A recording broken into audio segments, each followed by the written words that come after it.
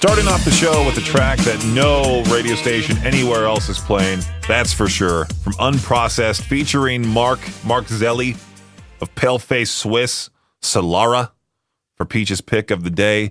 It's Tuesday, August 12th, 2025. We are here. If you want to get a hold of me, you can over at 208-535-1015. I did see the social media posts beforehand, but Victor then sent me a text closer to 11 p.m. last night. And usually when Victor does that, it kind of throws me off just because I'm used to him being in bed at like 6:30, 7 o'clock at night, just because he wakes up so early. But he's out on vacation this entire week, so he's out having fun. I'm glad he's doing so. But he texted me saying, got a new tattoo today, and it's the Ozzy Osbourne signature. I don't know which one is his. That's the sad part. I can't tell. Because he got matching tattoos with his daughter Maddie and also his girlfriend Becca. They all got the same Ozzy Osbourne signature, and I can't tell which arm is his. You know, I can probably figure out which one is his girlfriend's because she has multiple arm tattoos. But I'm looking at these other two, and I'm like, yeah, I can't tell which one is it the one with? Is it on his wrist? No, I think it's on his elbow. I don't know, but anyway. I specifically remember Victor saying something along the lines of, I will never get an artist's name, logo tattooed on me because you never know what they did in the past that could potentially come up. And next thing you know, yeah, you got that troublemaker right there on your arm. And you go, I gotta cover it up, you know?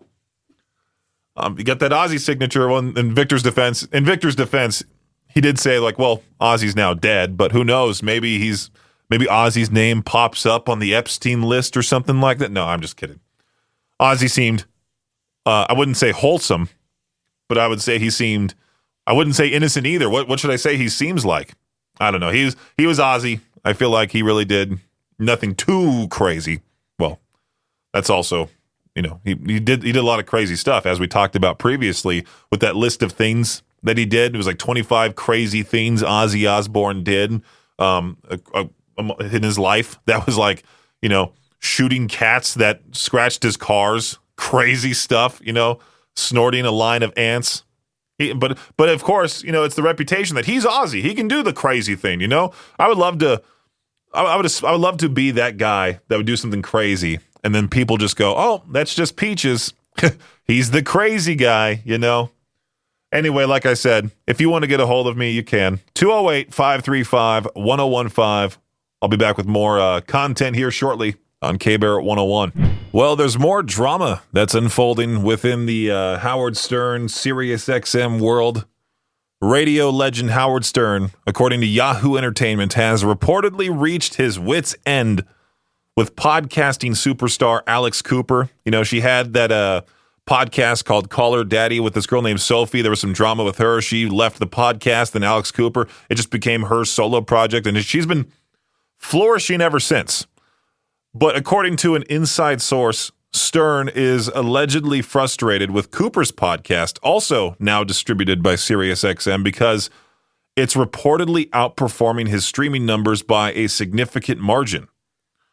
The source also alleged that Stern has harbored similar negative feelings towards Real Housewives executive producer Andy Cohen, another SiriusXM star who has achieved considerable success. I mean, at what point do you think Howard should say, hey, you know, I'm 71 years old.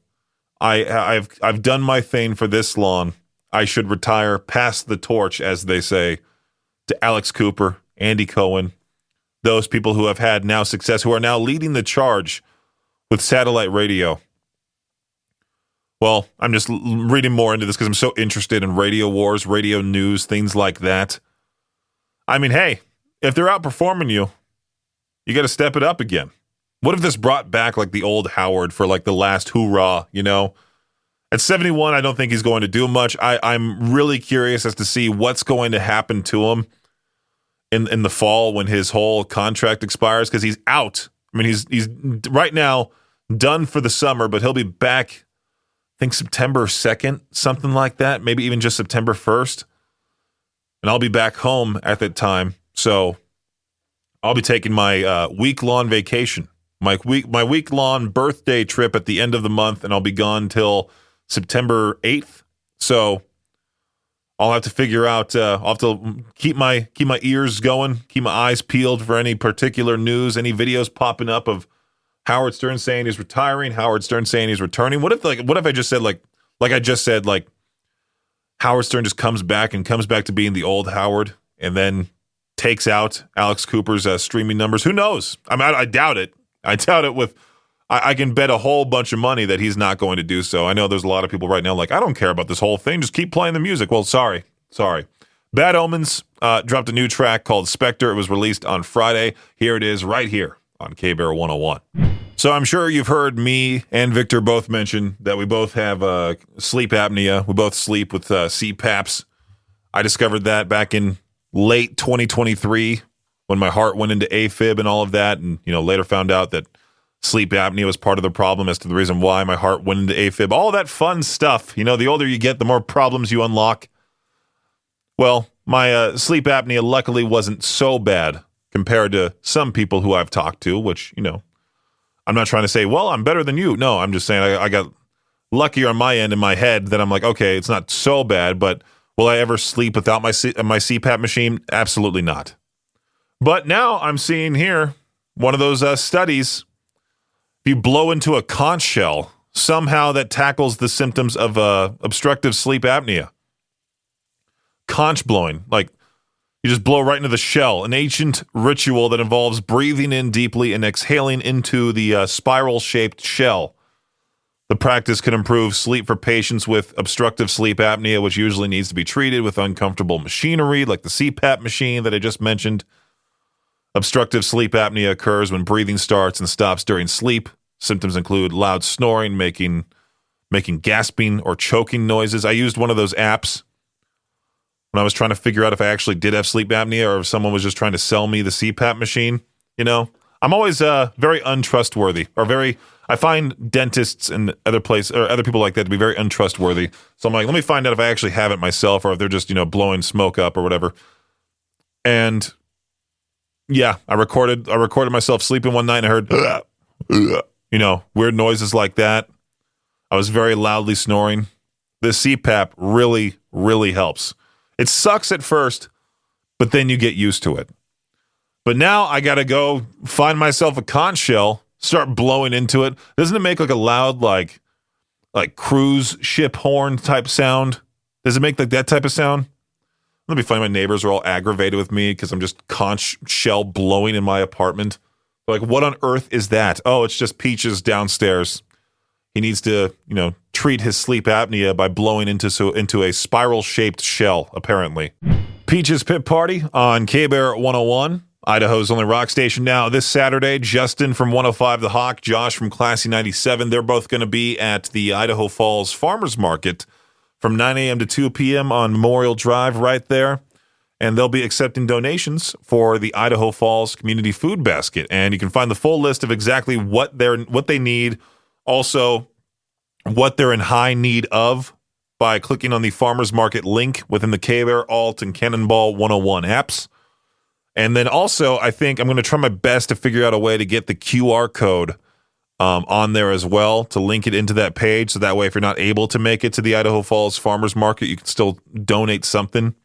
It's a great cause. I think I found out like the community food basket was at an all-time low, something like that. So it's best that we, if we have anything you can spare, please bring it to the Riverbend Media Group booth this Saturday, the Idaho Falls Farmers Market, 9 a.m. to 2 p.m. And then after the donations, you can just, visit over 170 other vendors offering fresh fruits, produce, meats, all the good stuff there, baked goods, crafts even. There's a person that makes leather wallets. I've been meaning to get a new wallet, even though I don't need one. I'm just like, man, do I want to have a fancy wallet from some like local leather guy, leathersman? I don't know what you call them, but I don't want to look it up. Anyway, just go to the Idaho Falls Farmers Market this Saturday. Donate what you can, and, check it out. I always love to talk about competitive eating.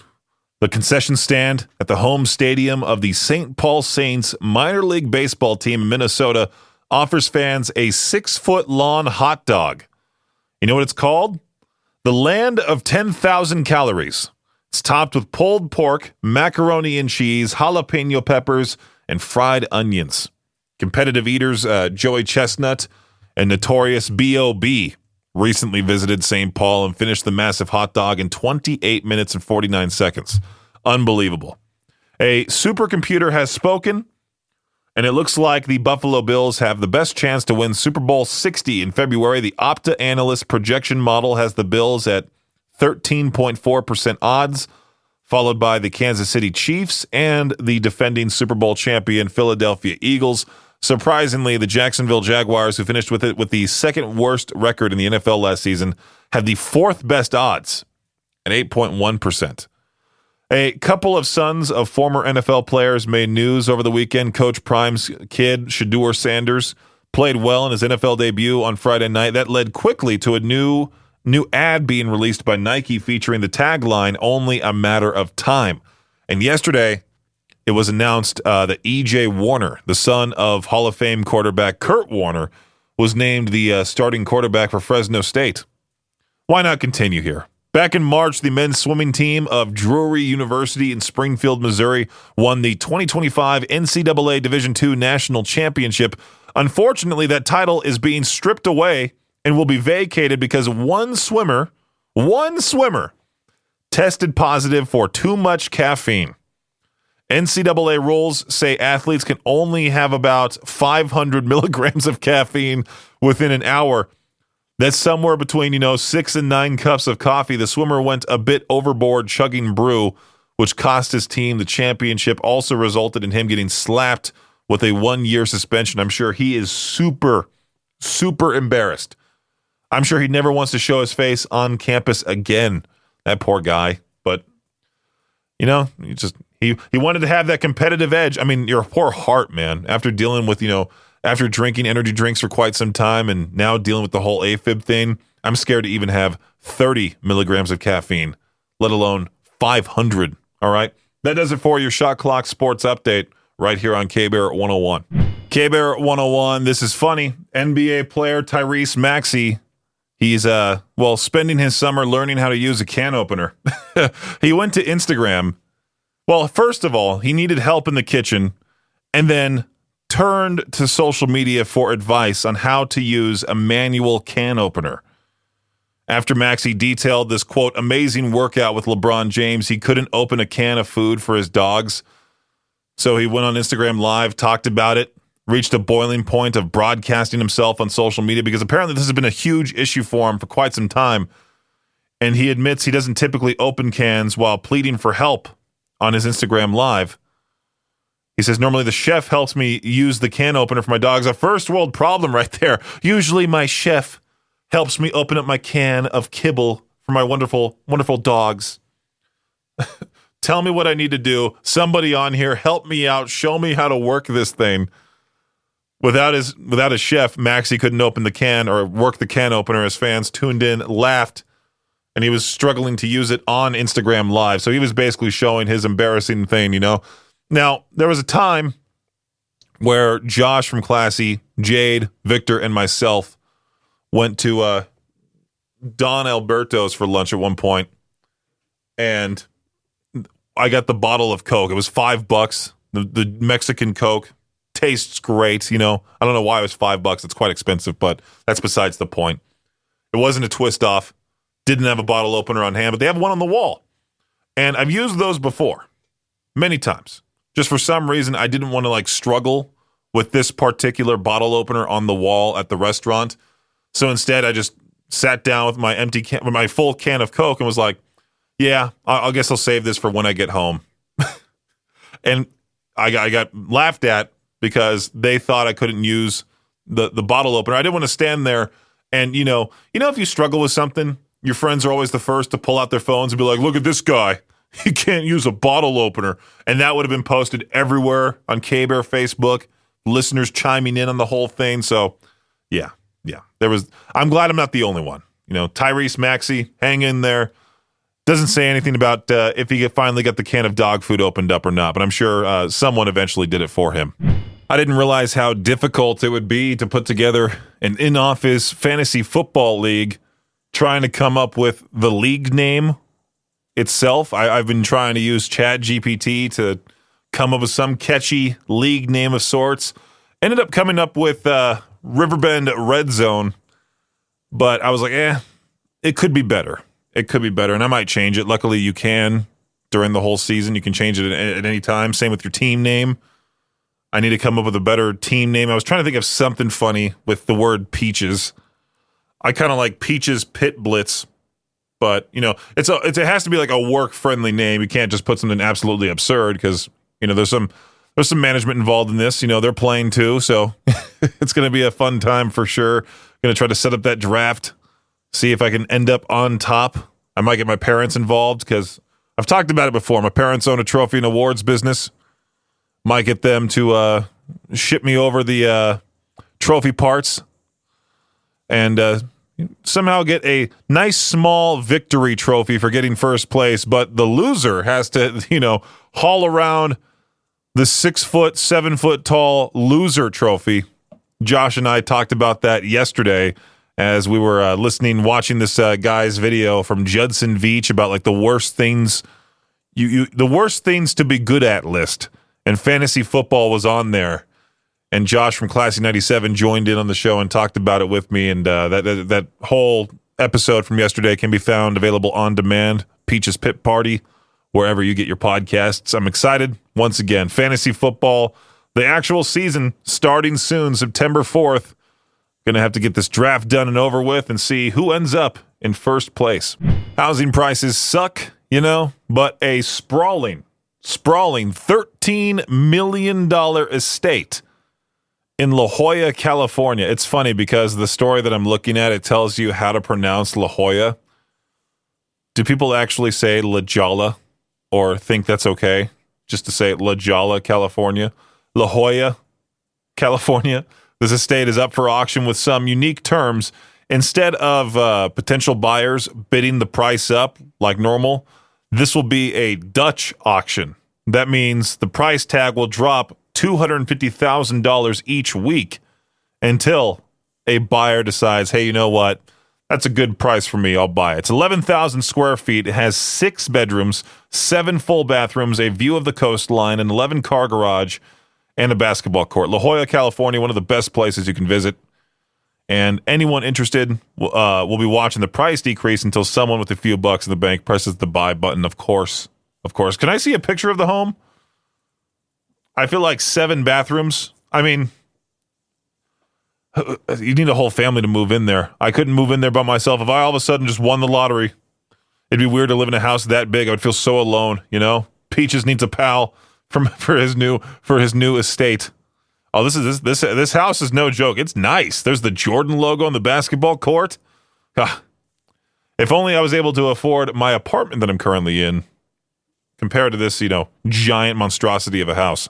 Yesterday for To Peach Their Own, I asked that classic question, what do you consider overrated that everyone else loves? And I knew for a fact there would be those that dared say In-N-Out thinking they're edgy. I just don't get it. I don't understand the hype. Well, apparently In-N-Out Burger, not the, no longer number one in fast food. Well, I don't see them here on USA Today's annual rankings. Chick-fil-A has been number one over the last 9 years. And they're not even in the top 3 this year. You know who's number 1 this year? A restaurant we no longer have because there was only one location in Rexburg and that went out of business. Talking about Del Taco. Del Taco ranked number 1 on USA Today's annual rankings of America's favorite fast food chain. Del Taco, absolutely amazing. Would love going there back home. Jack in the Box, number 2. While many people consider Jack in the Box a burger chain, its most ordered item for a number of years have actually been the taco. The tacos that are kind of just like white trash tacos, but they're delicious anyway. You get them at 2 a.m., they hit different, right? I've never been to the restaurant that's at number 3. And I know there's one location in Pocatello. Do I want to drive down to Pocatello just for a fast food restaurant? Maybe. A&W. Best known for their root beer. There's a lot more to it, apparently. Diners can look forward to bacon cheeseburgers, chicken tenders, cheese curds, and a wealth of other savory favorites. Number 4 is Chick-fil-A. 5 is Wendy's. 6 KFC. 7 Taco Bell. Shout out to them.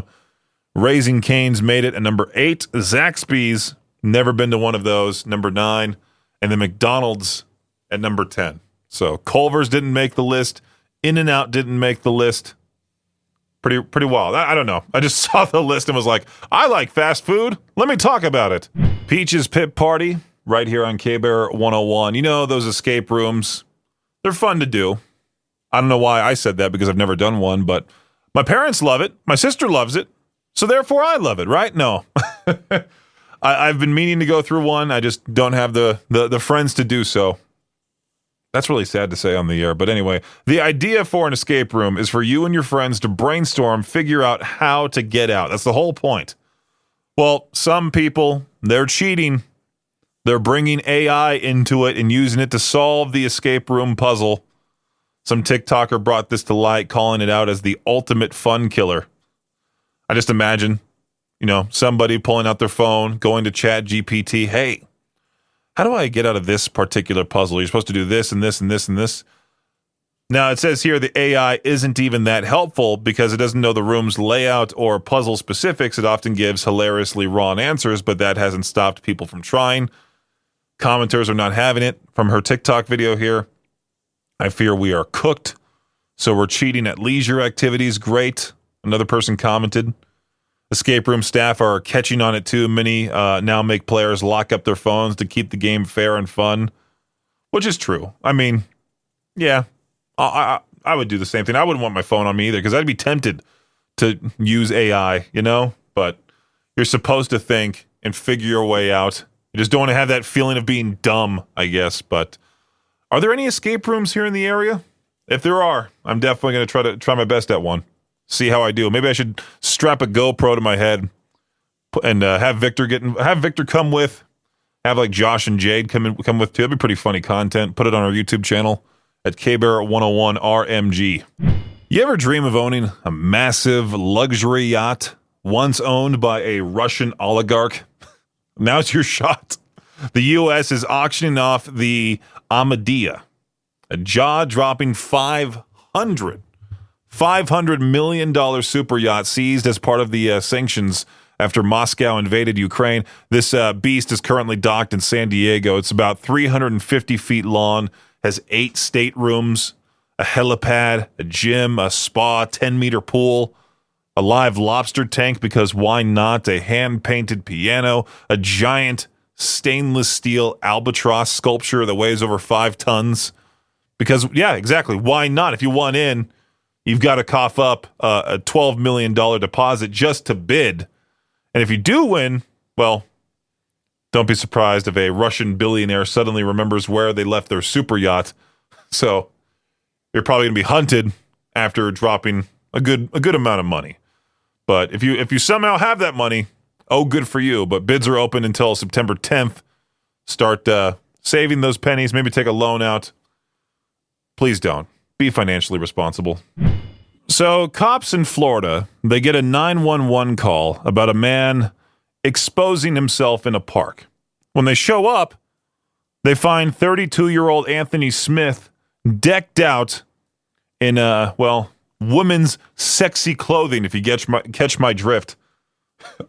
It includes a thong, a lawn black wig, a black mask, also a black fox tail, and not just any tail, but one that's, it's basically a tail coming out from his rear end. When officers tried to approach him, he took off running but was caught a short distance away near a children's museum. When asked what was going on, Smith said he suffers from some sort of addiction and likes to get a little wild in public. Fun fact, he was convicted for indecent exposure back in 2017, so this is not his first rodeo. Now he's facing charges again, including resisting arrest. He's got a court date Wednesday. Hopefully this time he picks an outfit a little bit more suitable for the courtroom. Make sure to check out that concert calendar, always available to you to see what bands are coming to the area, what concerts do you want to go to for the year. The month of August, it's looking jam-packed. Shinedown Bush happened last night in Salt Lake City. Had a few listeners go to that show. They said it was great, as per usual. Shinedown does put on an amazing live show.